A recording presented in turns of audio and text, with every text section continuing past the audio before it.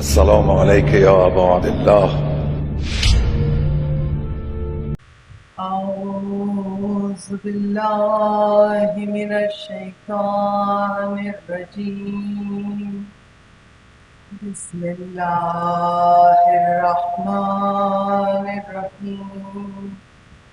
الحمد لله رب العالمين بارئ الخلائق أجمعين فاطر السماوات والأرضين والصلاة والسلام على أشرف الأنبياء والمرسلين خاتم النبيين شفيع المذنبين أبي القاسم محمد صلى الله عليه وسلم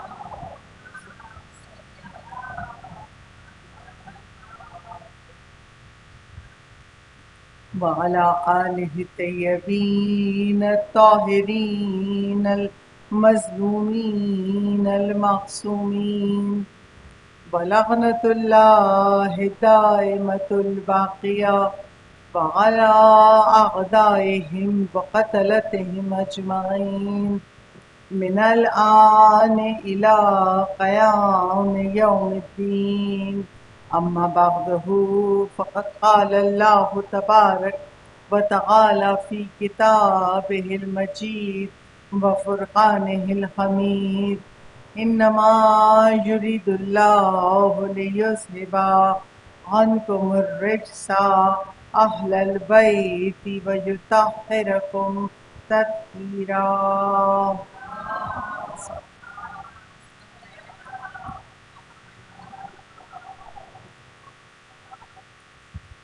اپنے وقت کے امام کی بارگاہ میں ان کے جد کا پرسہ پیش کرنے آئے ہیں، تو مجلس کی ابتدا حضرت حجت کی سلام دیجیے.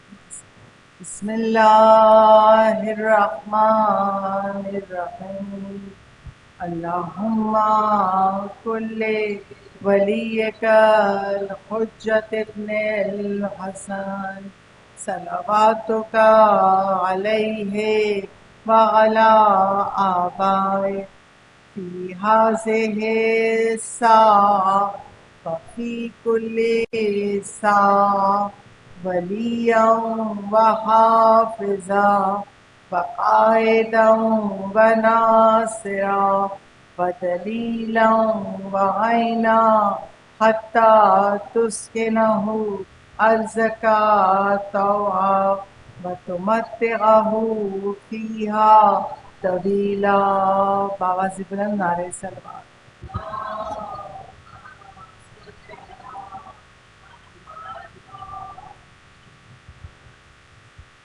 تمام تر تعریفیں اور تمام تر حمد و ثنا اس خالق کائنات کے لیے ہے جس نے ہم سب کو پیدا کیا، اس کائنات کو خلق کیا، اور نہ صرف خلق کر کے چھوڑ دیا بلکہ وہ آج تک قیامت تک ہمیں پال رہا ہے. اس نے ہمارے نظام حیات اس طرح مرتب کیا کہ جب ہم ماں کے شکم میں تھے تب بھی وہ ہم سے باخبر تھا. ہم دنیا میں ہیں تب بھی ہماری ایک ایک سانس میں ہم کیا سوچ رہے ہیں، کیا ہمارے دماغ میں ہے، وہ بھی جانتا ہے. اور قبر میں جا کے جب سب بھول جائیں گے وہی ہے جو خبر رکھتا ہے. اسی لیے اس کے ناموں میں سے ایک نام ہے خبیر، اور وہ ازل سے ہے، ابد تک رہے.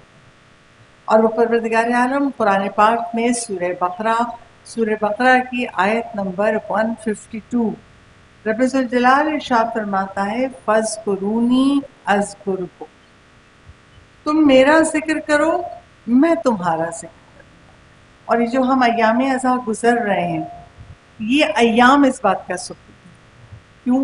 امام حسین کربلا کے بن میں کل سب نے عاشور میں مولا کی ازا کا پرسہ پیش کیا، اور ہم نے دیکھا فقط ہم نے نہیں، اس دنیا کا کون سی جگہ ہے جہاں حسین کو رویا نہ جائے، جہاں حسین کے عزادار نہ ہو، جہاں حسین کا ماتم نہ ہو. اور کیوں ہے؟ اس لیے کہ امام حسین نے اپنی پوری زندگی، خدا کی حجت ہے، پوری زندگی دنیا کو خدا کے بارے میں بتایا، احکامات سکھائے، اور اپنی ہر سانس میں امام حسین نے خدا کو یاد رکھا. حتیٰ کہ کربلا میں جب مشکلوں میں گر گئے. دیکھیے ایسے تو بہت لوگ اللہ کو یاد کرتے ہیں، مگر ذرا سی پریشانی آ جائے نا تو ہم اللہ سے لڑنے لگتے ہیں. ہمارا ظرف بہت کم ہے، مگر امام حسین کربلا میں اس صحرا میں گھر گئے دشمنوں میں. چھوٹے چھوٹے بچے بھی ہیں، بہنیں بھی ہیں، بزرگ بھی ہیں، قافلے میں جتنے لوگ ہیں سب پیاسے ہیں. 3 دن کی پیاس. ہم 1 دن کا روزہ رکھتے ہیں گرمی میں، 40+ کی گرمی ہو تو کیا حال ہوتا ہے افطار کے وقت کہ بس روزہ کھلے اور یہ شربت اور یہ چیز، بے چینی ہوتی ہے، بے قراری ہوتی ہے. نہ کہ 3 دن پانی نہیں ملا. صرف بڑوں کو نہیں، چھوٹے چھوٹے بچوں کو بھی پانی نہیں ملا. اور تاریخ کربلا لکھنے والا کوئی بھی مورخ یہ نہیں لکھ سکتا کہ کسی بچے نے بھی کہا ہو کہ اللہ تو پانی کیوں نہیں برسا دیتا، تو پانی کیوں نہیں دریا کا رخ موڑ دے. ہم اور آپ تو ایسی باتیں کرتے ہیں نا کہ اللہ تو دریا کا رخ موڑ دے پانی مل جائے، مگر کسی نے شکوہ نہیں کیا.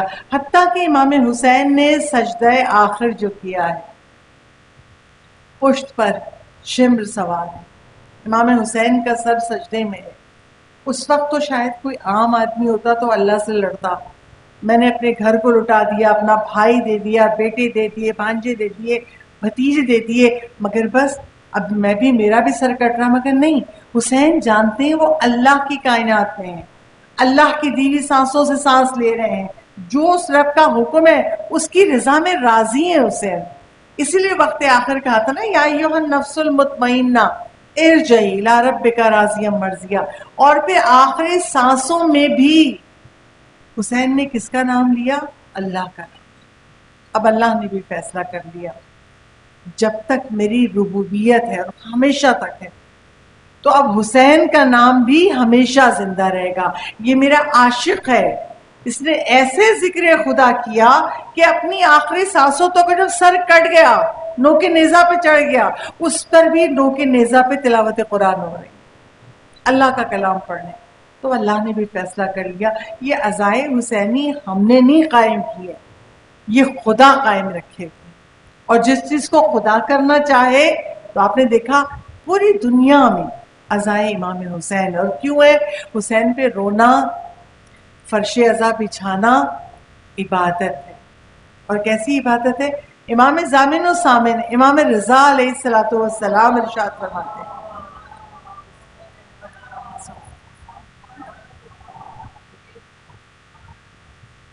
امام رضا کہتے ہیں جو ہماری مصیبت کو یاد کرتا ہے، ہمارے مصائب کو یاد کرتا ہے اور روتا ہے، وہ روز قیامت ہمارے ساتھ ہوگا، ہمارے درجے میں ہوگا. امام کا جملہ سوچی، کہاں ہم اور کہاں امام؟ ہمارے اعمال میں، ان کے خلوص میں زمین و آسمان کا فرق ہے. ہم تو غافل ہو جاتے ہیں، بھول جاتے ہیں، غلطیاں کرتے ہیں، گناہ کرتے ہیں. مگر امام رضا کہہ رہے ہیں جو ہمارے جد کے مصائب کو یاد کرے گا اور روئے گا، وہ روز قیامت، وہ جو وحشت کا دن ہے جب ہر شخص پریشان ہوگا، کیا اس دن وہ ہمارے ساتھ ہوگا؟ اچھا اگر بات یہاں تک بھی ہوتی تو ہم کہتے ٹھیک ہے میدان قیامت مولا کے ساتھ. نہیں، مولا کا جملہ کس بات پہ ختم ہوا؟ ہمارے درجے میں ہوگا. یہ غم حسین کی عظمت ہے کہ اگر حسین کی عظمت پہ رو گے. اور امام رضا نے کیا کہا؟ حسین کو ایسے ذبح کیا گیا جیسے گوسفند کو ذبح کیا جاتا ہے. جب گوسفند کو ذبح کرتے ہیں تو کوئی روک نہیں رہا ہوتا، سب کھڑے دیکھ رہے ہوتے ہیں. اور امام حسین کو جب ذبح کیا گیا، لاکھوں کا لشکر تھا، کیا کوئی مسلمان نہیں تھا؟ کوئی کہتا نبی کے نواسے کو ذبح کر رہے ہو، مگر سب دیکھ رہے تھے. امام رضا نے اسی لیے کہا کہ جو ہمارے جد پہ روئے گا. اور نہ صرف یہ بلکہ پروردگار عالم نے جب حضرت موسیٰ پر وحی کی، حضرت موسیٰ نے سوال کیا تھا نا، یہ روایت میں ابھی عشرے میں آپ کے سامنے پڑھ چکی ہوں کہ حضرت موسیٰ نے سوال کیا تھا کہ تو نے امت محمد کو فضیلت کیوں دی؟ تو خدا نے کہا 10 باتوں کی وجہ سے. جب وہ 10 باتیں بتا دی اور کہا کہ عاشور وہ چیز ہے جس کی فضیلت ہے اور میں نے امت محمد کو عظمت دی، تو اسی وقت پروردگار عالم حضرت موسیٰ سے کہتا ہے جو بھی حسین کے غم میں، کوئی مرد، کوئی عورت، کوئی جوان، کوئی بچہ، کوئی بھی جو حسین کے غم میں روتا ہے اس کے نامہ اعمال میں 100 شہیدوں کا ثواب لکھ دیا جاتا ہے. اب جس کے نامہ اعمال میں 100 شہیدوں کا ثواب، ایک شہید کا مرتبہ کیا ہے ہم نہیں سمجھ سکتے. شہید کا خون گرتا ہے زمین پر اور اس کی بہشت میں پہنچ جاتی ہے. تو جب شہید کا ایک شہید کا مرتبہ نہیں سمجھ سکتے اور خدا کہہ رہا ہے کہ جو حسین پہ روتا ہے، آنسو بہاتا ہے، پروردگار عالم کتنا بڑا اجر دیتا ہے. 100 شہیدوں کے برابر ثواب اس کے نامہ اعمال میں دیا جاتا ہے. اور یہ آنسو، یہاں تک روایتوں میں اگر رونا نہ آئے تو رونے جیسی شکل بناؤ، اپنے دل کے دکھ کو ظاہر کرو. اور جو بلند آوازوں سے روتا ہے، امام جعفر صادق علیہ السلام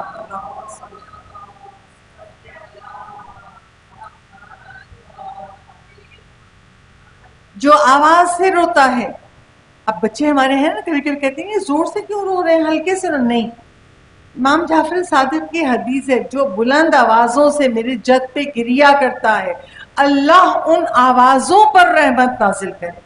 امام کی دعا ملتی ہے، رحمت الہی ملتی ہے اگر امام حسین پہ ہم گریا کریں. اور یہ گریا اتنا قیمتی ہے، اتنا قیمتی ہے. کتابوں میں روایت ملتی ہے آیت اللہ میلانی، آیت اللہ میلانی کے شاگرد بھی علماء تھے. تو آیت اللہ میلانی کے ایک شاگرد تھے آقا باقری. وہ کہتے ہیں ایک مرتبہ، اچھا وہ مجلسیں بھی پڑھتے تھے، عالم بھی تھے اور مجلسیں بھی پڑھتے تھے. آقا باقری ایک جگہ مجلس پڑھنے جا رہے تھے. آقا میلانی ان کے استاد نے بلایا کہ ممبر پہ جا رہے ہو نا، جب مجلس پڑھ لو نا تو اس مجمع میں سے 40 جوانوں کو میرے پاس لے کے آنا. اچھا استاد نے حکم دے دیا، اب شاگرد کی ہمت نہیں ہوئی کہ پوچھے آپ 40 جوانوں کو کیوں بلوا رہے ہیں. بس استاد نے کہہ دیا، چلے گئے. جب مجلس پڑھ لی، گریا ہو گیا، تو اس کے بعد اسی مجلس میں سے 40 جوانوں کو منتخب کیا اور لے کے اپنے استاد کے پاس آئے. استاد نے جب 40 جوانوں کو دکھا، سب کو بٹھا دو. خود کمرے میں گئے، کہا ایک ایک کو بھیجنا ہے، ایک کو بھیجنا، جب وہ واپس آ جائے پھر دوسرے کو بھیجنا. اب آقا میلانی کمرے میں ہیں، دوسرے کمرے میں 40 جوان ہیں اور آقا باقری بھی بیٹھے ہیں. میں دیکھ رہا تھا ایک جوان جاتا ہے لیکن جب باہر آتا ہے تو روتا ہوا آتا ہے، پھر دوسرا جاتا ہے اور دوسرا بھی روتا ہوا تھا. ہمیں سمجھ میں نہیں آ رہا یہ آقا میلانی کیوں بلایا انہوں نے. جب 20 جوان چلے گئے اور باہر آ گئے تو کہا ایک بارگی میں داخل ہوا کمرے میں اور میں دیکھا جیسی کوئی جوان گھسا نا تو آقا میلانی نے ایک سوال کیا، کیا تم حسین کو عزیز رکھتے ہو؟ تو جو جوان ہے کہتا ہے ہاں. کہا کتنا عزیز رکھتے ہو؟ بجائے اس کے کہ وہ جوان بولے اس کی آنکھوں سے آنسو بہ رہے. وہ تڑپ تڑپ کے رونا شروع کرتا ہے، میری ہر چیز سے زیادہ مجھے اپنے مولا سے محبت ہے. اور جو وہ روتا ہے تو آقا میلانی کا کفن ان کے پاس رکھا ہے، کفن اٹھاتے ہیں اور اس کے آنسوؤں کو پوچھتے ہیں. یعنی اس کے آنسو غم حسین میں بہنے والے آقا میلانی کے کفن میں جذب ہو جائیں. آقا باقری کہتے ہیں جب میں نے دیکھا تو میں نے سوال کیا، آقا آپ تو عالم ہیں، مجتہد ہیں، اتنا علم ہے آپ کے پاس، اتنا تقویٰ ہے آپ کے پاس، آپ کو ضرورت نہیں ہے اس کی، خدا آپ کی بخشش کر دے گا.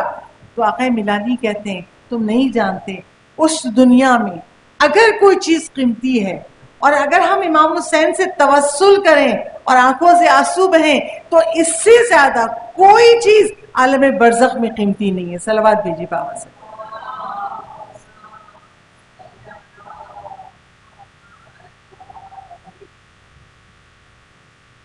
یہ گریا کے فضائل میں یوں پڑھ رہی ہوں کہ آج دنیا یہی سوال کرتی ہے کیوں روتے ہو؟ اتنے 100 سال گزر گئے، کیوں روتے ہو؟ واقعہ تھا، ہو گیا، اور ہم کہتے ہیں نہیں یہ رونا عبادت ہے. 14 معصومین روئے، انبیاء روئے، ملائکہ روئے، جنات روئے، ہر شے کائنات کی روئی ہے حسین پر. جب وہ روئی کیوں؟ عبادت ہے. اور کیسی عبادت ہے کہ امام جعفر صادق علیہ السلام ارشاد فرماتے ہیں،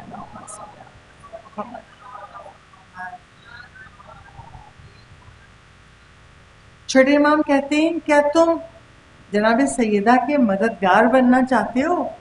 جو لوگ بیٹھے تھے انہوں نے کہا کیسے؟ کہا تمہیں پتا ہے جناب سیدہ کربلا کو یاد کر کے روزانہ روتی ہیں. وہ ماں کیسے نہ روئے؟ جس کے ایک دن میں کیا نواسا، کیا پوتا، کیا بیٹا، یعنی پورا کنبا اس کا ایک پہر میں کٹ گیا، پیاسا. اور مارنے والے بھی مسلمان، اپنے آپ کو مسلمان کہتے ہیں، ایک گھٹ پانی نہیں دیا. وہ ماں کیوں نہ تڑپے؟ تو کہا ہے چھٹے امام نے کہ ہماری جدہ روزانہ روتی ہیں، اور جو کوئی رونے میں ان کا ساتھ دیتا ہے وہ ان کا معین و مددگار بن جاتا ہے. کیسے معین و مددگار؟ کہ زہرا رو رہی ہیں اور وہ بھی رو رہا ہے، اس کا رونا زہرا کے دل کا مرہم ہے. دو ہستیاں ہیں، ایک امام زمانہ اور ایک جناب سیدہ، جو روزانہ امام زمان اور بھی ان کی جدہ بھی روزانہ امام حسین پہ روتے ہیں. کیوں نہ روئے اس پر جس کو کوئی کفن دینے والا نہیں تھا، جس پر کوئی رونے والا نہیں تھا.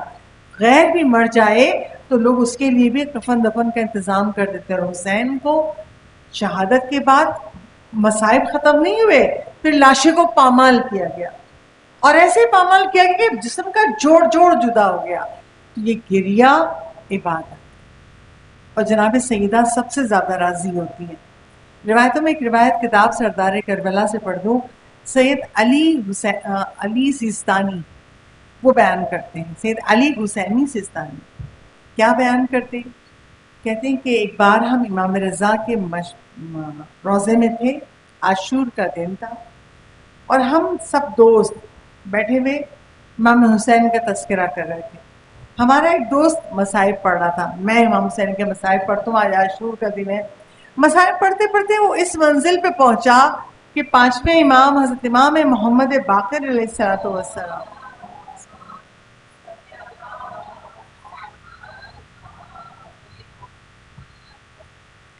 امام باقر ارشاد فرماتے ہیں جو ہمارے جد کے مصائب سنیں اور اس کی آنکھوں سے مکھی کے پر کے برابر بھی آنسو آ جائے، پروردگار عالم اس کے تمام زندگی کے گناہوں کو بخش دیتا ہے، چاہے وہ گناہ ریت کے ذرات کے برابر ہوں. اب آپ سوچئے رونا کتنی بڑی عبادت ہے. آپ یقین جانیے یہ اتنی بڑی عبادت ہے کہ ہمیں اللہ سے مانگنا چاہیے. اللہ وہ رقت قلب دے دے، وہ ہمارے دل میں وہ رقت دے دے، آنکھوں میں وہ آنسو آئے کہ ہمارے آنسو جناب سیدہ کے رومال میں جذب ہو سکے. اب کہا علی حسینی جب یہ ہمارے ذاکر نے امام رضا کے حرم نے یہ روایت پڑھی کہ زندگی بھر کے گناہ معاف حسین کے غم میں رونے سے، تو کہا ہمارے دوستوں میں سے ایک کھڑا ہوا، کہنے لگا میں نہیں مانتا. یہ کیا بات ہوئی؟ خدا تو ان سب کا حساب و کتاب کرے گا، تو ایسا کیسے ممکن ہے کہ جو حسین پہ روئے اور اتنا چھوٹا سا آنسو مکھی کے پر کے برابر ہی کیوں نہ ہو، زندگی کا ہر گناہ معاف. میں نہیں مانتا. اچھا باقی سارے دوستوں نے، عالم تھے، اس کو دلیلیں دے کے سمجھانا چاہا، مگر جو روایت بیان کر رہے ہیں علی حسینی وہ کہتے ہیں وہ ہمارا دوست نہیں مانا، اور وہ وہاں سے اٹھتے اٹھتے کہنے لگا میں نہیں مانتا، یہ روایت یہ حدیث غلط ہوگی. اور وہ کہہ رہے نہیں حدیث مستند ہے. جب وہ اپنے گھر پہنچا دوست جو نہیں مان رہا تھا سو گیا، شامی غریبہ کی مجلس ہو گئی، گھر پہنچا سو گیا. جب سویا تو خواب میں دیکھا کہ میدان قیامت ہے اور ایک جگہ پر حوض کوثر ہے، اور حوض کوثر کے پاس تین ہستیاں کھڑی ہیں، دو مرد ہیں اور ایک خاتون ہے جو سیاہ پوش ہیں، اور مردوں نے بھی سیاہ لباس پہن رکھا ہے. کہا اس نے پوچھا کسی سے، لوگوں کا ہجوم ہے، اس نے پوچھا کسی کون ہے؟ کہا تم نہیں جانتے، یہ رسول خدا ہیں، مولائے کائنات ہیں، اور جناب فاطمہ زہرا ہے. تو کہا یہ سیاہ لباس کیوں پہنے؟ کہا تم نہیں جانتے آج عاشور کا دن ہے، اور عاشور کے دن یہ اہل بیت محمد سیاہ پوش ہوتے ہیں. اب سب کی باری آ رہی ہے، حوض کوثر پہ پانی مل رہا ہے. جب اس کی باری آئی جو نہیں مان رہا تھا کہ میں نہیں مانتا، ایک آنسو سے کیسے زندگی گناہ معاف، جب وہ پہنچا ہے اور جناب سیدہ کے سامنے پہنچا، اس نے پانی طلب کیا کیونکہ پیاس ہے. میدان قیامت میں شدید گرمی ہوتی اور ہر انسان دہشت سے کانپ رہا ہوگا، پیاسا ہوگا. اس نے پانی طلب کیا. جناب سیدہ کہتی تو رخ کو پھیر لیا. جب رخ پھیرا، کبھی بھی مجھے پانی دے دیجئے، میں پیاسا ہوں. کہا تجھے پانی دے دوں؟ تو میرے بیٹے کے غم میں رونے والے لوگوں کے آنسوؤں پہ شک کرتا ہے، تو اس کے اجر پہ شک کرتا ہے. جا میں تجھے اس حوض کوثر سے نہیں دوں گی. اتنا ہی خواب دیکھا تھا، اس کی آنکھ کھل گئی. اس نے امام رضا کے حرم میں جا کے معافی مانگی، مولا میں سمجھ نہیں سکا. اسی لیے ہم نے اپنے بچوں کو کیا سکھانا ہے؟ امام کے جملوں کو حرف آخر سمجھو. جو امام نے کہہ دیا، کبھی کبھی بات ہماری سمجھ میں نہیں آ رہی ہوتی ہے، اور اس وقت جس وقت امام نے بیان کی بہتوں کو سمجھ میں نہیں ہے. بہت سی باتیں ہمیں آج اس ماڈرن دور میں سمجھ میں آتی ہیں، مگر ہمیشہ یاد رکھیے امام کی جانب سے جو کہا گیا وہ حرف آخر ہے. حتیٰ کہ ائمہ معصومین نے یہاں تک کہا، چھٹے امام صادق آل محمد امام جعفر صادق علیہ السلام،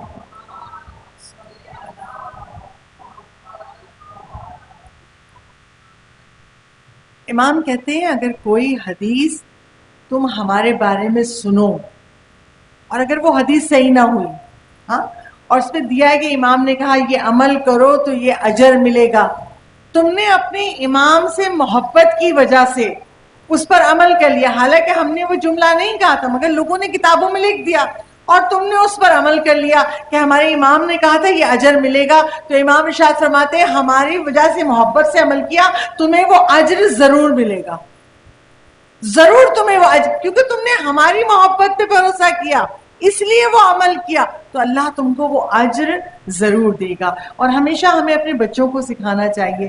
آج کے اس دور میں کبھی کبھی ہمارے بچے کہتے ہیں نہیں رونا آ رہا تو کیسے روئیں، چھوٹے چھوٹے بچے، تو بچوں کو سکھایا کیا کریں، جیسے ہر بات کی دعا مانگتے ہو نا، خدا سے مانگتے ہو خدا دیتا ہے، تو خدا سے آنسوؤں کی بھیک بھی مانگا کرو.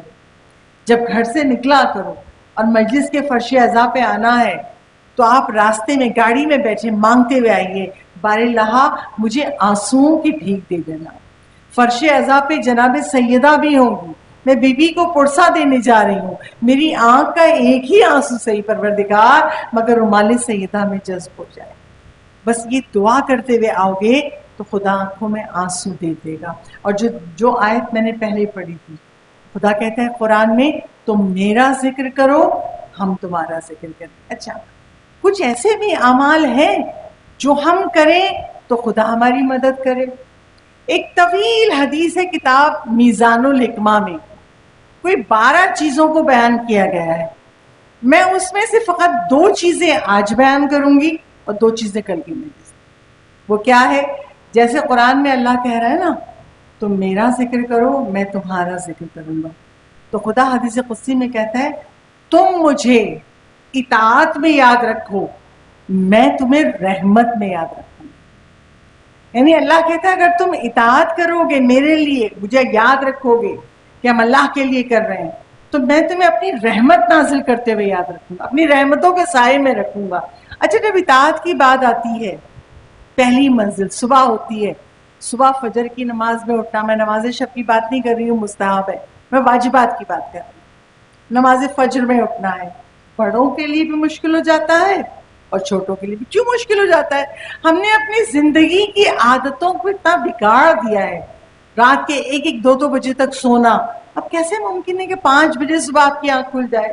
آپ کی نیند ہی پوری نہیں ہوئی ہے اور ہمیں یہ احساس بھی نہیں ہے کہ ہماری فجر کی نماز قضا نہ ہونے پائے. اکثریت ہی کہتی ہے ہم کوشش کرتے ہیں مگر قضا ہو جاتی ہے. تو اطاعت الہی میں اگر یاد رکھو گے اور نماز قضا نہ ہونے پائے. اور اچھا ایک چیز ہم لوگوں نے کیا غلطی کی، جب ہم بچوں سے کہتے ہیں نا کہ نماز پڑھو ورنہ اللہ ناراض ہو جائے گا، نماز پڑھو گے جنت مل جائے گی، تو بچہ یہ سمجھتا ہے فقط اس کا حکم صرف دین میں ہے.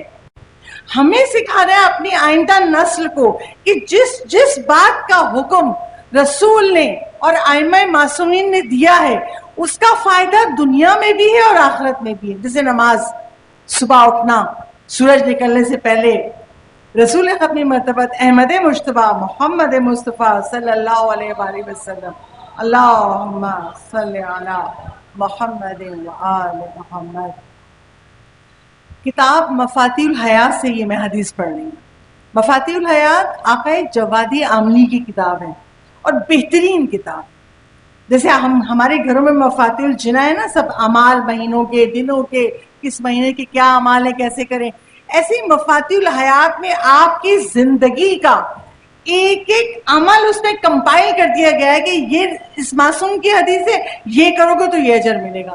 سر پہ کنگھا کرنے سے لے کر معاشرے میں لوگوں سے کیسے ملے, حکومت سے کیسے ملے, اپنے جسم کو کیسا رکھے, رشتہ دار, پوری کتاب اللہ کرے کہ وہ ہمیں بار بار پڑھیں, ہم بار بار پڑھنے کی توفیق ملے تو ہم جان جائیں کہ محمد والے محمد کیا چاہتے ہیں. اس کتاب میں حدیث ہے, رسول اپنی مرتبت کہتے ہیں جو طول عمر چاہتا ہے, لمبی عمر چاہتا ہے اور چاہتا ہے کہ مجھے صحت بھی میرے پاس ہو, اسے چاہیے صبح اٹھا کرے, سحر خیزی, سورج نکلنے سے پہلے اٹھا کرے.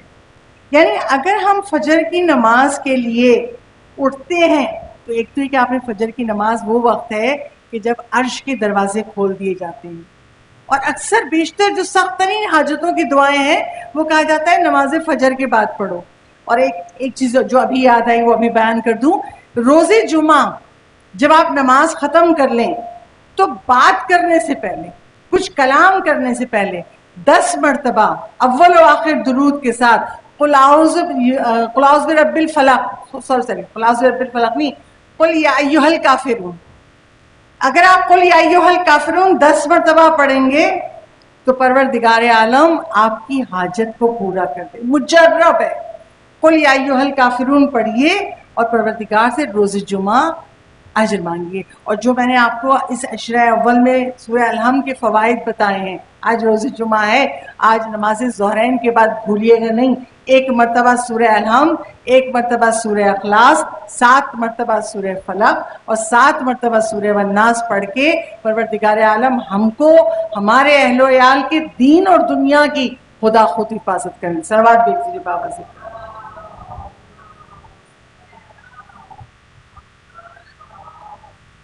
تو ایک تو نماز کے فائدے اتنے, اس نماز کے بعد یہ دعا مانگو کہ جو مانگو گے قبول ہو جائے گی, اللہ راضی, محمد والے محمد راضی. اور میڈیکلی اس دنیا میں فائدہ کیا ہے, تمہیں اللہ طول عمر دے دے گا, تمہیں اللہ صحت کی زندگی دے دے گا. مگر بچوں کو سکھائیں کیسے؟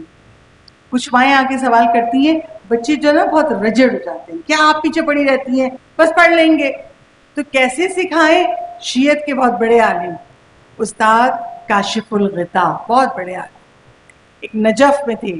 ایک مرتبہ نماز فجر سے پہلے 1 گھنٹہ پہلے اپنے گھر میں بستر سے اٹھے, وضو کیا, ان کا جوان بیٹا بھی تھا, بیٹے کو اٹھایا کہ چلو مولا علی کے حرم میں نماز شب پڑھیں گے. اب بیٹا جوان, اور کہتے ہیں نا جوانی کی نیند بہت سخت ہوتی ہے, بہت آدمی غافل ہو جاتا ہے. اب بیٹا کہتا ہے بابا آپ جائیے میں آ جاتا ہوں. کہا نہیں میرے ساتھ چلو. کھڑے ہیں, اب وہ دیکھتا ہے میرا باپ میرے لیے کھڑا ہوا ہے, اٹھا, وضو کیا, ساتھ چلا. جیسے مولا متقیان کے حرم کے دروازے پہ پہنچے, دیکھا کچھ فقیر بیٹھے ہیں. اب آیت اللہ کاشف الغطا نے سوال کیا, یہ جو فقیر بیٹھے ہیں انہیں اس وقت کچھ ملے گا بھی؟ ابھی تو فجر کی اذان نہیں ہوئی اور یہ بیٹھے ہوئے اس سے پہلے مانگ رہے ہیں, تو انہیں کچھ ملے گا بھی؟ تو بیٹا کہتا ہے کہ ہاں شاید مل جائے, شاید چند درہم مل جائے. باپ کہتا ہے یقینی ہے؟ کہا نہیں بابا یقینی نہیں ہے, شاید ملے شاید نہ ملے, بیٹھے ہوئے. اب باپ نے سکھایا یہ انہیں یقین بھی نہیں ہے کہ ملے گا یا نہیں ملے گا, اور یہ فجر کی اذان سے پہلے اٹھ کے آ کے مولا کے حرم کے دروازے بیٹھے, اور نماز شب میں یقین ہے. معصوم نے کہا ہے 70 ایسی حاجتیں ہیں جو کسی طرح قبول ہی نہیں ہوتی ہیں, مگر اگر نماز شب میں مانگو تو اللہ سن لیتا ہے. تو یقین ہے کہ مانگیں گے تو مل جائے گا. تب بھی تو موٹرنی میں کاہلی برت رہے تھے.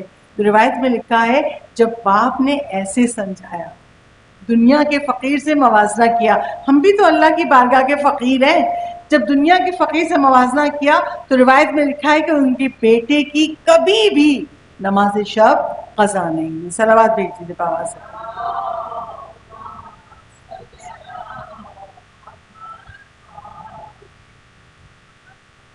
تو اللہ کہتے ہیں تم اطاعت میں مجھے یاد رکھو, دل نہیں چاہ رہا, مگر اللہ کو یاد رکھو گے تو اٹھ جاؤ. اللہ نے نماز واجب کی ہے, تم مجھے اطاعت میں یاد رکھو گے, میں تمہیں رحمت میں یاد رکھوں گا. آج جمعہ ہے, اب مدرسے میں پڑھاتی ہوں نا, بہت ساری مائیں کہتی ہیں آج جمعے کے غسل کے لیے بچوں کے پیچھے مائیں بھاگ رہی ہوتی ہیں, غسل کر لو, ناخن کاٹ لو, آج کے دن ناخن کاٹنے کا ثواب ہے. بہت چھوٹے چھوٹے بچے بھینس کیا کر آج ہی کیوں کاٹیں، کاٹ لیں گے، بچوں کی عادت ہے. اور وہ مائیں بیچاریاں زج ہو کے ہم لوگ کہتی ہیں ہمارے بچے ہمیں تھکا ڈالتے ہیں. غسل جمعہ کیا ہے؟ جو ہمیشہ جمعے کو غسل کرتا ہے، غسل جمعہ کی برکت سے جب وہ مر جاتا ہے، دفن بھی ہو جاتا ہے، قبر کی مٹی میں دفن ہونے کے باوجود اس کا جسم خراب نہیں ہوتا.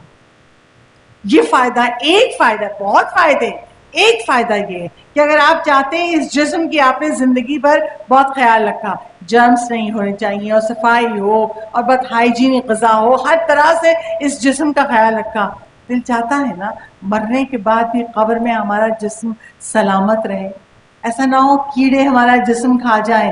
تو کیا کریں؟ آسان ترین حل، جو روز جمعہ غسل کرتا ہے، غسل جمعہ قربتاً اللہ، غسل جمعہ کی برکت سے آپ کا یہ جسم قبر میں خراب نہیں ہوگا. اچھا، اور جو ناخن کاٹتا ہے، ان بچوں کے لیے میں چھوٹی سی بات بیان کر دوں کہ جو ناخن کاٹتا ہے اس کو کیا اجر و ثواب ملتا ہے؟ صادق آل محمد امام جعفر صادق علیہ الصلوۃ والسلام.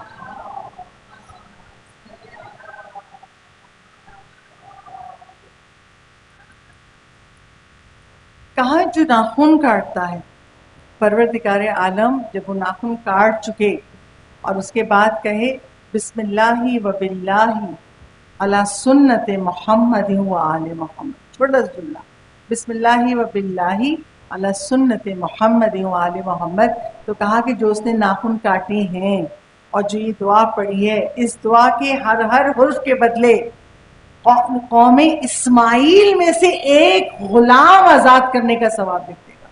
اب آپ سوچیے، کہاں قوم اسماعیل نبی کی اولاد، اور ان کی قوم میں سے آپ نے ایک غلام کو آزاد کر دیا، اس کی قیمت دی. اور ایک نہیں، جتنے اس دعا میں حرف ہیں، کتاب مفاتیح الحیات سے پڑھ رہی ہوں، جتنے اس دعا میں حرف ہیں اتنا اجر آپ کے نامہ اعمال میں لکھا جا رہا ہے. غلام آزاد نہیں کیا مگر اس کے برابر اجر لکھا ہے. یہ ثواب ہے اگر ہم اپنے ناخن روز جمعہ پتا کریں. اور کہا جو غسل کرتا ہے اس کو کیا ثواب ملتا ہے؟ تو رسول کی حدیث ہے کہ پروردگار عالم اس کو جزام سے، برس سے، دیوانگی سے اور نابینائی سے محفوظ رکھتا ہے. تو اتنے فوائد جو خدا دے رہا ہے، کیوں دے رہا ہے؟ معصومین کیوں بتا رہے ہیں؟ یقین جانیے میں تو کبھی سوچتی ہوں اللہ نے اگر چھوٹی چھوٹی چیزوں کا بھی ثواب رکھا ہے، گھر میں کچھ کپڑا ہے پہننا چاہتے ہو، بھی نیا کپڑا پہن نہیں، اس کو پہنو تو یہ دعا پڑھو، یہ اجر ملے گا. کھانا کھاؤ تو بسم اللہ پڑھو، ملک تمہارے لیے استغفار کرتا رہے گا. چھوٹی سی چھوٹی بھوک لگی تو کھانا تو کھائیں گے نہیں، اگر کھانا بسم اللہ سے شروع کرو گے تو پیچھے ایک ملک کھڑا ہو کے استغفار کرتا رہے گا. یعنی اللہ نے کوئی حکم ایسا دیا ہی نہیں جس کا اجر نہ ہو. اور اللہ پھر بھی کہہ رہا ہے تم میری اطاعت کرو گے تو میں اپنی رحمت میں تمہیں یاد رکھوں. اطاعت الہی مشکل ہوتی ہے، شیطان کے وسوسے، نفس ہمیں مائل کر دیتا ہے کاہلی کی طرف، لیکن اگر اللہ کی اطاعت کریں تو اجر و ثواب اتنا. اور خدا کیسے رحمت نازل کرتا ہے یہ بات بیان کر دوں. حضرت موسیٰ کا زمانہ ہے، کتاب ہے انوار خمسہ، آیت اللہ زنجانی کی کتاب ہے، اس سے پڑھ رہی ہوں. اس میں روایت ہے ایک مرتبہ حضرت موسیٰ صحرا کا سفر کر رہے تھے. گرمی، عرب کی گرمی بہت شدید ہوتی ہے، دھوپ سے ایک مرتبہ پانی جو تھا ان کا وہ ختم ہو گیا. اب حضرت موسیٰ پیاسے بھی ہیں، بھوکے بھی ہیں. دیکھا ایک گڈریا جو جانوروں کو چراتے ہیں نا، وہ جانوروں کو چراتا ہوا قریب سے گزرا تو حضرت موسیٰ نے کہا تمہارے پاس تھوڑا سا پانی ہوگا؟ میں بہت پیاسا ہوں. کہتا اچھا اللہ کرم کرنے والا. اس نے جملہ کہا اللہ کرم کرنے والا. ہاتھ میں عصا تھا، اس عصا کو ایک پتھر پڑا ہوا تھا، اپنے عصا سے اس ڈنڈی سے اس پتھر پہ مارا.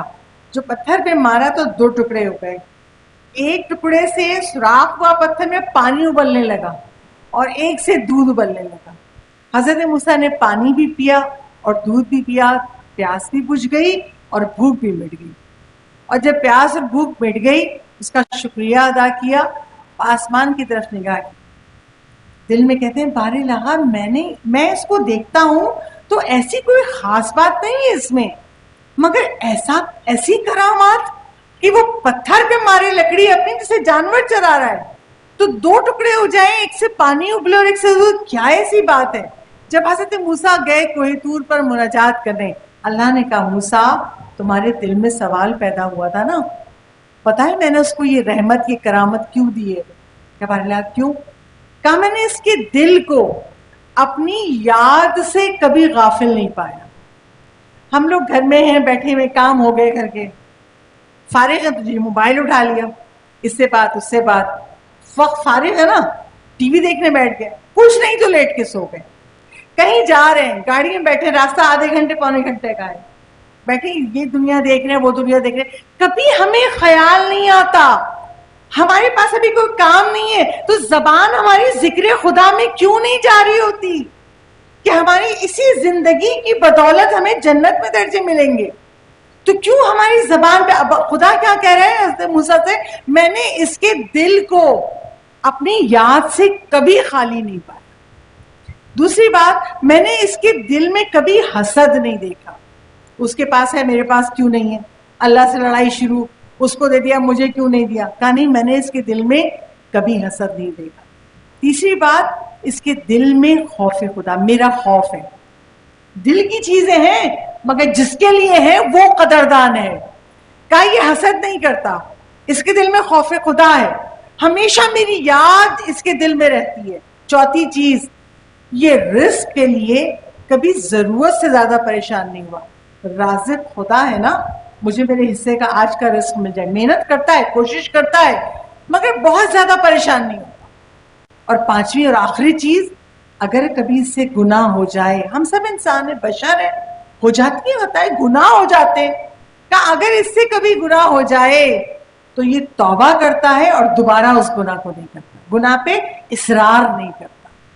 یہ 5 باتیں ہیں جس کی وجہ سے میں نے اس کو یہ رحمت عطا کر دی، یہ کرامت عطا کر دی کہ یہ پتھر پہ بھی مارے تو پانی اس طرح سے ابلتا ہے۔ صلوات بھیج دیجیے بابا سے بتا۔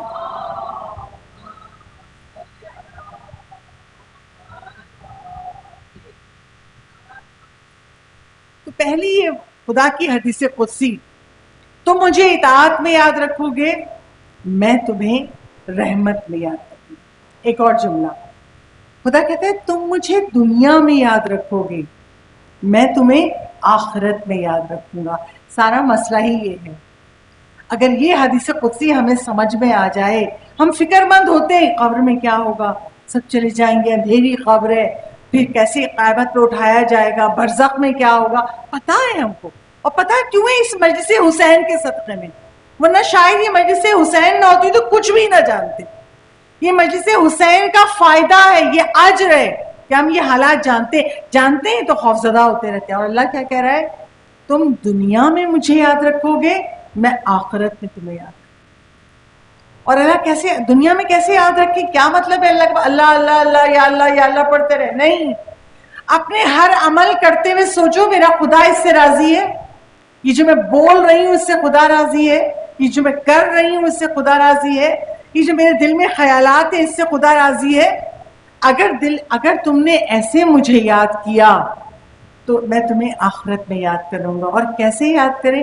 دیکھیے جو ہم سے اچھی طرح ملتا ہے نا، ہم اس سے اچھی طرح ملتے ہیں، اور جو ذرا سا ٹیڑھا ہو، ذرا سا کہیں غیبت کر دی ہماری، کہیں برا کر دیا تو وہ ہماری گڈ بک میں سے نکل جاتا ہے، ہوتا ہے نا، یہ ہوتا ہے نا۔ اور ہم سے بھی آگے ہمارے بچے ہیں، اگر ہم کسی سے کچھ کرنا چاہیں نا کہ کیا ضرورت ہے آپ کو کرنے کی، انہوں نے آپ کی اتنا دل دکھایا تھا، اتنی برائی کی تھی، کیا ضرورت ہے آپ کرنے کی، اور ہم بھلے ہی کہتے رہے کہ ہمارا عزیز ہے، خدا نے کہا ہے عزیز سے صلہ رحم کرو، میں اللہ کے لیے کر رہی ہوں، اس کے لیے نہیں کر رہی، بس خدا کے لیے، خدا نے کہا ہے کرو تو میں اس لیے اس کا خیال رکھ رہی ہوں۔ لیکن آج کل ہمارے بچے بہت الجھتے ہیں، اس کو کیوں دے رہی ہیں آپ، کسی اور مستحق کو دے رہی ہیں۔ بیٹا یہ عزیز ہے، یہ رشتہ دار ہے، اس کا حق ہے، یہ پڑوسی ہے، اس کا حق ہے، تو یہ حق ہمیں کب یاد رہے گا؟ جب ہم خدا کو یاد رکھیں گے۔ اور ائمہ نے کیسے یاد رکھا؟ امام محمد باقر علیہ السلام کی روایت ہے،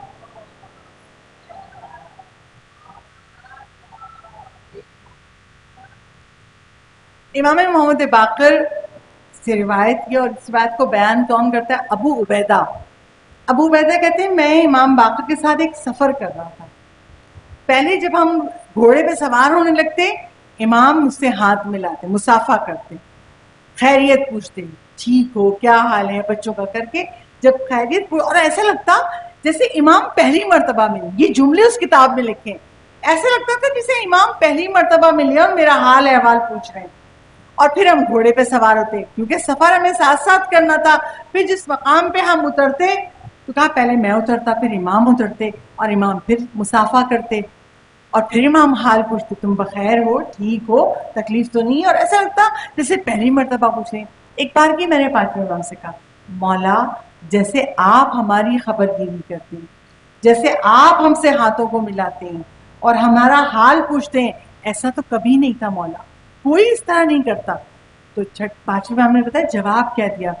کہا ایسا میں اس لیے کرتا ہوں، میرے خدا نے کہا ہے جب دو مومنین ملتے ہیں، مسافہ کرتے ہیں اور ایک دوسرے کے حال احوال پوچھتے ہیں تو پروردگار عالم ان کے گناہوں کو ایسے جھاڑتا ہے جیسے خزاں رسیدہ درخت سے پتے گرتے ہیں. دو مومن ملے، حال احوال پوچھا اور آپ اپنے حال پوچھا، خدا کی رحمت کیسے نازل ہوئی، آپ کے گناہ جھڑ رہے ہیں. اچھا آج کل کیا ہوتا ہے اس دور میں، ذرا سا جس نے کچھ برا کیا ہے یعنی ہم لوگوں کو کھٹاکھٹ اپنی گڈ بک سے نکالتے ہیں. اللہ کا بندہ ہے، اگر اس میں خامی ہے تو ہم میں بھی تو ہے، ہم بھی تو فرشتہ نہیں ہے، ہم بھی تو معصوم نہیں ہے، مگر ہم فوراً اس کو نکال دیتے ہیں اور کہیں نظر بھی آئے گا تو سلام بھی نہیں کریں. بیٹھ گئے، ہم بھی بیٹھ گئے. اگر ہے ہمارا اس سے تعلق، دوست ہے، پڑوسی ہے، رشتہ دار ہے، محفل ہے، کسی امام بارگاہ میں آنے والے ہیں، برسوں سے آ رہے ہیں، تو ہمارا کیا فرض ہے جائیں. اور اب تو کووڈ کا زمانہ ہے، مسافہ نہیں کرتے، جھک کے سلام تو کر سکتے ہیں. سلام کرنے کے لیے آپ ہاتھ نہیں ملا رہے، حالات ایسے ہیں کووڈ کا زمانہ، لیکن جھک کے سلام تو کر سکتے ہیں مگر نہیں کرتے. اور خدا کیا کہہ رہا ہے کہ میں اتنی رحمت نازل کرتا ہوں جو اس میں پہل کرتا ہے. پروردگار عالم ان دونوں جن کو سلام کیا، جسے جواب دیا، اور ان کے جسم سے گناہ جھڑتے ہیں. تو خدا کی حدیث سمجھ میں آتی نا، تم مجھے دنیا میں یاد رکھو، میں تمہیں آخرت میں یاد رکھوں گا. ایک شخص آیا، جناب رسول ختمی مرتبہ احمد مجتبیٰ محمد مصطفیٰ صلی اللہ علیہ وآلہ وسلم، اللہم صلی علی محمد و آل محمد وعجل فرجہ. رسول خدا کے پاس آ کے جو سوال کیا اس میں 6 باتیں تھیں، اور وہ 6 کے 6 سوال وہ ہیں جو ہم اور آپ مانگتے ہیں، قیامت تک کا ہر انسان مانگتا ہے. وہ سوال کیا تھے کہ اللہ کے رسول میں چاہتا ہوں اللہ میرا دوست بن جائے. ہم اور آپ چاہتے ہیں نا اللہ ہم سے راضی رہے. وہ سوال کر رہا اللہ میرا دوست بن جائے، میں چاہتا ہوں دنیا کے لوگ میرے دوست بن جائیں. دوسرا سوال. تیسرا سوال، میں چاہتا ہوں میرے مال میں برکت پیدا ہو جائے. چوتھا سوال، میں چاہتا ہوں میری عمر میں برکت پیدا ہو جائے کہ میں طویل عمر جیوں. میں چاہتا ہوں کہ مجھے اللہ صحت دے، ایسا نہیں کہ بس طویل عمر ہے اور لوگوں پہ ہم بوجھ بنے، نہیں، میں صحت کے ساتھ طویل عمر جینا چاہتا ہوں. اور میں چاہتا ہوں آخری جو اس نے حاجت مانگی وہ تو غضب کی. کیا اللہ کے رسول، میں چاہتا ہوں جب میدان قیامت میں آؤں تو آپ کے ساتھ محشور ہوں، آپ کے ساتھ رہوں، حشر میں میں آپ کے ساتھ محشور ہوں. اب جب بھی سوال کر لیا، اللہ کا حبیب جس کے پاس اتنا علم ہے کہ وہ کہتے میرے علم کا دروازہ علی ہے، تو کوئی آج تک علی کا علم سمیٹ نہیں سکا، تو رسول کے پاس کتنا علم ہوگا. اب جب سوال کیا تو رسول نے کہا اچھا بہت آسان ہے، کیا بتائیے کیسے میں اللہ کا دوست بن جاؤں. رسول اللہ پہلے سوال کا جواب دیتے ہیں، اگر تم تقوی اختیار کرو، اور آسان اردو کر دوں، اگر تم گناہ سے بچو اور دل میں اللہ کا خوف رکھو، اگر تم یہ 2 کام کرو گے، بس گناہ آئے اس سے اس لیے بچو اللہ کا دوست بننا ہے، اگر تم گناہ سے بچو گے اور چاہو گے کہ تم دل میں خدا کا خوف رہے تو اللہ تم کو اپنا دوست بنا لے گا، اللہ تم کو اپنا دوست سمجھے گا. دوسرا سوال، تم چاہتے دنیا کے لوگ سب تم سے اچھی طرح پیش آئیں، تمہاری عزت کریں اور تم کو دوست بنا لیں، تو کیا کرو، لوگوں کے ساتھ نیکی اور احسان کرو. لوگوں کے ساتھ نیکی اور احسان کرو گے، لوگ تم کو اپنا دوست سمجھیں گے، مانیں گے. دیکھیے جو دکھ دیتا ہے نا وہ تو دیتا ہے، مگر جو ہمیں سکھ دیتا ہے، ہمارا خیال کرتا ہے، ہمیں کچھ دیتا ہے، ہم اسے کبھی نہیں بھولتے. اس لیے کہ اس نے ہم کو یاد کیا. تو اب رسول کیا کہہ رہے ہیں, اگر تم چاہتے ہو دنیا کے لوگ تمہارے دوست بن جائے, تم ان کے ساتھ نیکی کرو, ان پہ احسان کرو. اس لیے نہ کرو کہ تم سے کرتے ہیں, کوئی بھی ہو اللہ کی مخلوق, اللہ نے کہہ دیا مخلوق میرے اہل و عیال ہیں. میں تو کہتی ہوں زیادہ نیکی وہ قبول ہوتی ہے جس میں آپ کا دل نہیں چاہ رہا, آپ نے اپنے دل کو مجبور کیا, نہیں اللہ کا حکم ہے, وہ نیکی سب سے جلدی اور سب سے زیادہ قبول ہوتی ہے. تو اگر تم لوگوں کے ساتھ نیکی اور احسان کرو گے وہ تم کو دوست سمجھیں گے. تیسرا سوال, میں چاہتا ہوں میری عمر لمبی ہو, صلہ رحم کرو. تم جتنا رشتہ داروں سے اچھا سلوک کرو گے, ان کی رشتہ داری کا حق ادا کرو گے, تمہاری طویل عمر ہوگی. کہا میں چاہتا ہوں میرے مال میں برکت پیدا ہو. رسول کہتے ہیں اللہ نے جو واجبات عائد کی ہیں, زکوٰۃ ہے, خمس ہے. اب ہم لوگ شہر میں رہتے ہیں, ہم پہ زکوٰۃ نہیں ہے, مویشی نہیں ہے, اناج نہیں ہے, سکے دار سونا نہیں ہے, ہم پر خمس واجب ہے, اللہ کا واجب کرتا ہے. تو اگر ہم خمس نکالیں پابندی سے, یہ نہ ہو. اکثر میں نے لوگوں کو دیکھا, اللہ میاں ہم سب کو توفیق ہے, ہم سب انسان ہیں. اکثر لوگ کیا کرتے ہیں, فریج میں کیا بچا ہے دیکھ لیا, کبڈ میں کیا بچا ہے دیکھ لیا, گھر میں کوئی چیز ایسی استعمال نہیں ہوئی اس کا نکال دیا. بینک کا اکاؤنٹ کھل جاتے ہیں, اچھا ہم اتنے لاکھ روپے نکال دیں. یہ لاکھ آپ کو دیے کس نے؟ اللہ نے دیے. اور جو اتنے دے سکتا ہے وہ اس سے 10 گنا بڑھا کے بھی دے سکتا ہے. اللہ نے کہا نیکی کرو میں 10 گنا بڑھا کے دوں گا. تو اب رسول کہتے ہیں اگر مال میں برکت چاہتے ہو تو مالی واجبات ادا کرو, خمس ہے, زکوٰۃ ادا کرو. اب مال بھی بڑھ گیا اور عمر بھی بڑھ گیا. اسے پانچواں سوال کیا کیا تھا, میں چاہتا ہوں میرا جسم سالم رہے, بیماریاں نہ ہوں, صحت مند رہوں. اب رسول کہتے ہیں تمہیں چاہیے تم کثرت سے صدقہ دیا کرو. جب کثرت سے صدقہ دو گے, دیکھیے کبھی کبھی کیا ہوتا ہے کہ ہم لوگ واقعی اس دنیا میں پیسے کے لیے اتنے ہم حریص ہو جاتے ہیں کہ بھائی اب صدقہ کروا دیا, اب ایک بکرا کٹوا دیا, ایک گھر میں راشن ڈلوا دیا, اب کچھ دن تو چلے گا. آپ یہ نہیں دیکھ رہے کہ مرض کی شدت کیا ہے, وہ کس مصائب میں گرفتار ہے, وہ کتنی شدت کے ہیں. بے شک آپ کے صدقے نے اثر کیا, لیکن اگر وہ اس مرض میں سے نہیں نکل رہا, اس تکلیف میں سے نہیں نکل رہا, اس پریشانی میں سے نہیں نکل رہا, دوبارہ دیجیے صدقہ. دوبارہ کیونکہ صدقے کا ہم لوگ پتہ ہے اس کو ضائع کیسے کرتے ہیں. ایک سے بتایا, 2 سے بتایا, 3 سے بتایا, اور معصوم کہتے ہیں ایک سے بتایا ایک تک ہے, اول تو کسی ایک سے بھی نہ کہو. اور جیسے ہی تم نے کسی کو بتایا اس صدقے کا وہ اجر ختم ہو گیا. اب آپ رکھتے رہیے 100 لوگوں کے سامنے, میں نے بھی صدقہ کروایا, اللہ شفا دے. آپ نے اتنے لوگوں کو بتا دیا, اس کا اجر تو ختم ہو گیا. ایسے صدقہ دو تمہارے گھر میں کسی کو پتہ نہ چلے. تو کہا اگر بدن سالم رکھنا چاہتے ہو صدقہ دو. آخری چیز, اگر میرے ساتھ میدان قیامت میں محشور ہونا چاہتے ہو طویل سجدے کرو. اب جب ہم بچوں کو بتائیں گے طویل سجدے کیسے کریں, ہم کیا کریں, بھائی سبحان ربی الاعلیٰ و بحمدہ پڑھ لیا, نماز ختم ہو گئی تو سجدہ شکر شکران للہ پڑھ لیا. نہیں, یہ جو نماز کا سجدہ شکر ہے نا, معجزاتی ہے. آزما لیجیے, دل میں جتنا دکھ ہے, جو کچھ اللہ سے کہنا ہے, اس سجدہ شکر میں کہیے. ہم لوگ اپنی حاجتیں کیسے, اللہ میں یہ پورا ہو جائے, یہ پورا ہو جائے, 2 منٹ بھی نہیں لگتے, 1 منٹ میں حاجت پوری. اور کسی انسان سے مانگیں گے, سنیں آپ سن لیں ہماری بات, بس کا مزاج دیکھیں گے, موڈ دیکھیں گے, آدھا گھنٹہ تو لگا دیں گے. اللہ نے سجدہ شکر دیا. ابھی تم معراج سے پڑھتے ہو, نماز معراج ہے, اللہ کے قرب میں تھے, اب سر جھکا کے اللہ سے مانگو. جتنا وہ سجدہ طویل ہوتا جائے گا میدان قیامت میں رسول کے ساتھ محشور ہوگا. اگر ہم سجدے کو طولا نہیں کریں تو اللہ کہتا ہے تم دنیا میں مجھے یاد رکھو اور میں تمہیں آخرت میں یاد رکھوں گا. جیسے آج روز جمعہ ہمیں وقت کے امام کو یاد کرنا چاہیے. خدا قرآن میں کہہ رہا ہے یوم ندعو کل اناس بامامہم, سورہ بنی اسرائیل میں. ہم سب کو امام کے ساتھ بلائیں گے, ہمیں اپنے امام کے ساتھ جانا ہے, تو امام کو یاد کیوں نہ رکھیں. ابھی ہم نے عشر میں حضرت حر کا پرسہ دیا نا, حضرت حر کی نسل میں علماء پیدا ہوئے. امام رضا کے حرم جاتے ہیں, سامنے ایک قبر ہے حر عاملی. وہ حر عاملی کون ہے؟ حضرت حر کی نسل سے.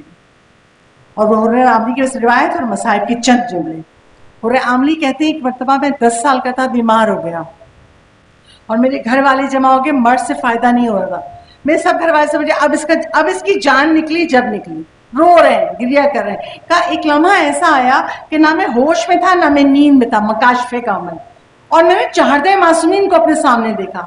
میں نے سلام کیا سب کو. چھٹے امام نے مجھ سے بات کی، مجھے اب یہ یاد نہیں کیا بات کی، مگر چھٹے امام نے مجھ سے بات کی. جب میں امام زمانہ کے پاس آیا تو رونے لگا. میں نے کہا مولا اس مرض میں مر جاؤں گا. 10 سال کے تھے. کہ مولا اس مرض میں مجھے موت آ جائے گی. امام زمان کہتے ہیں نہیں، تمہیں موت نہیں آئے گی، اس مرض سے تمہیں شفا ملے گی اور طویل عمر جیو گی اور خدا علم دین بھی عطا کرے گا. اور امام زمانہ کے ہاتھ میں ایک پیالہ تھا. کہا پیو. کہا وہ میں نے تھوڑا سا پیا، اس کے بعد میری جو آنکھ کھلی مکمل صحتیاب ہو گیا. گھر والے رو رہے تھے، اٹھ کے بیٹھا مکمل صحتیاب. تو ہم اپنے امام سے، اپنے خدا سے توسل کریں. خدا کہتا ہے تم اطاعت میں یاد رکھو، میں تمہیں رحمتوں میں یاد کروں گا. تم مجھے دنیا میں یاد رکھو، میں تمہیں آخرت میں یاد رکھوں گا، جیسے حسین ابن علی کو یاد رکھا. 11 محرم جب کربلا میں آئی ہے نا، قیامت کا منظر تھا. بیویاں دیکھ رہی ہیں عمر سعد اپنے سپاہیوں کی لاشوں کو دفنا رہا ہے. اگر کسی کے لاشیں پڑے ہیں تو حسین اور حسین کے اصحاب ہیں. اور صرف لاشیں نہیں ہیں. آپ بی بی زینب کا جملہ سنیں، برداشت نہیں کر پائیں گے. بی بی زینب جب اپنے بھائی کے لاشیں پہ 11 محرم کو پہنچی ہیں، شام غریبہ میں تو اندھیرا تھا نا، رات تھی، تاریکی تھی. اب جب صبح ہوئی اور شہزادی اپنے بھائی کے لاشیں پہ پہنچی ہیں تو کہتی ہیں، کتاب سردار کربلا سے روایت پڑھ لوں، کہتی ہیں میرے بھائی کا لاشا سر بریدہ، سر کاٹ لیے تھے شام غریبہ کے بعد ظالموں نے. کہا میرے بھائی کا لاشا سر بریدہ پتھروں، تیروں، نیزوں، ٹوٹی ہوئی تلواروں سے دبا ہوا تھا. میں نے ہاتھوں سے ان چیزوں کو ہٹایا. اور ایک مرتبہ کہتی ہے زینب، انتا اخی، کیا تو ہی میرا بھائی ہے؟ کل تک جو بھائی سلامت تھا، جو بھائی بہن کے ہاتھوں کے بوسے لے رہا تھا، اب جناب زینب سوال کرتی ہیں، انتا اخی، انتا ابن امی، تو ہی میری ماں جایا ہے، تو ہی میرا بھائی ہے؟ اور زینب گریا کر کے رونے لگی. جناب سکینہ بابا کے لاشے سے لپٹ گئی. ایک مرتبہ بیویوں میں کوہرام برپا تھا، اپنے اپنے وارثوں کی لاشوں پہ رو رہی تھی.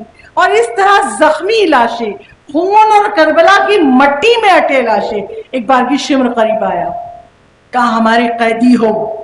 اور کیسے اونٹ لایا جن پہ کجاوا نہیں تھا. جب زینب کبرا، جب اہل حرم مدینے سے آئے تھے تو اونٹوں پہ کجاوے تھے. عباس علمدار تھے. ابھی شمر ملعون اونٹ لایا ہے، بے کجاوا اونٹ ہے. کہا اٹھو، ہماری قیدی ہو، ہم تمہیں اونٹوں پہ سوار کرائیں گے. جناب زینب قریب ہے، خبردار ہمیں ہاتھ مت لگانا، ہم نبی زادیاں ہیں، ہم خود سوار ہو لیں گے. جناب زینب اب عباس بن گئی، زینب حسین بن گئی، زینب علی اکبر بن گئی. اب زینب نے ایک ایک بی بی کا بازو تھاما اور اونٹ پہ سوار کرایا. بے کجاوا اونٹ ہے. جب سوار کرا دیا تو ایک بار کی زینب کبرا کھڑی ہے، کوئی نہیں جو زینب کو سوار کرا دیا. بی بی زینب نے لاشوں کی طرف دیکھ کے مخاطب ہو کے کہا، علی اکبر آؤ میں پھوپھی کو سوار کرا دوں. قاسم آؤ پھوپھی کو سوار کرا دو.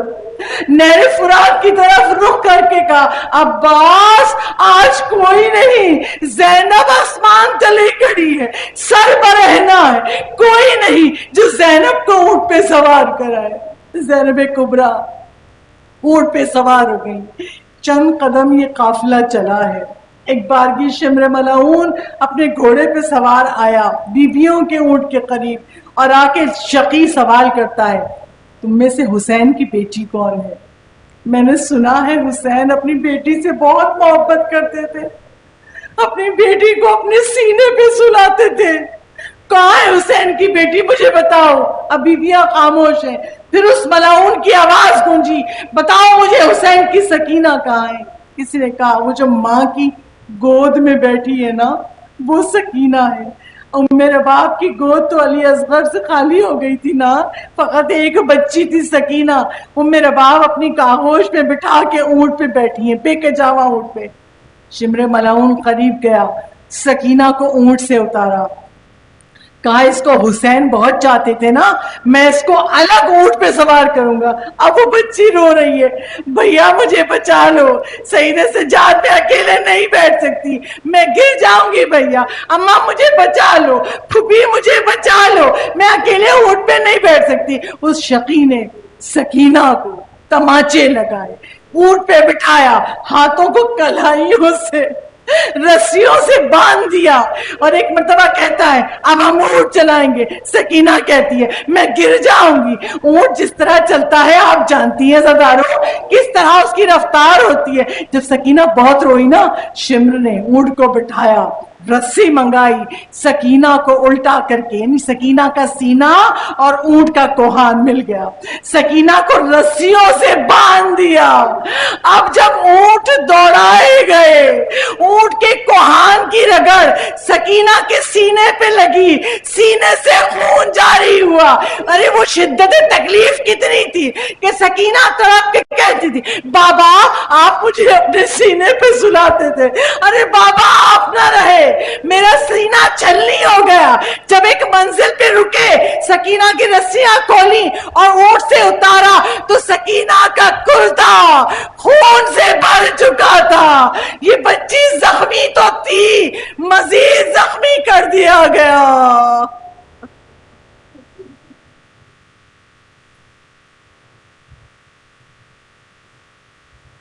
الا لعنۃ اللہ علی القوم الظالمین وسيعلم الذین ظلموا ای منقلب ینقلبون۔ بار الہ تجھے آل محمد کے مصائب کا واسطہ، خدایا کوئی درک کر نہیں سکتا جو مصیبت جناب زینب نے سہی ہے، اس مصیبت کا واسطہ بار الہ ہماری اس قلیل عبادت کو ہم سے قبول فرما لے، اس مجلس حسین کے صدقے ہم سب کے تمام گناہان کبیرہ و صغیرہ معاف فرما دے۔ بار الہ ہماری سب سے بڑی آرزو امام زمانہ کی ظہور میں تعجیل فرما دے، ہماری آنکھیں یوسف زہرا کی زیارت کر سکیں، جو پریشان حال ہیں ان کی پریشانیوں کو دور کر دے، جو بے اولاد ہیں ان کو اولاد عطا کر دے، جو صاحب اولاد ہیں ان کی اولاد کو نیک صالح بنا دے، دنیا اور آخرت کی زینت بنا دے، جو بیمار ہیں انہیں شفائی کلی عطا فرما، جو کووڈ کے سبب بیمار ہیں ان کو صحت کلی عطا فرما۔ خدایا اس وبا کو اس دنیا سے دور کر دے، جو متمنی حج و زیارات ہیں حج و زیارات سے مشرف فرما، عزاداری امام حسین کی حفاظت فرما۔ محبوب جو لوگ کل شہید ہوئے ہیں، عزاداری میں جو حملہ ہوا ہے، پاک پروردگار ان سب کی مغفرت فرما، معصومین کا قرب عطا فرما۔ بار الہ ہم سب دعا کرتے ہیں جب امام زمان کا ظہور ہو، صدا دیں تو لبیک کہنے والوں میں ہم سب آگے آ گئے ہوں۔ ربنا تقبل منا انک انت السمیع العلیم۔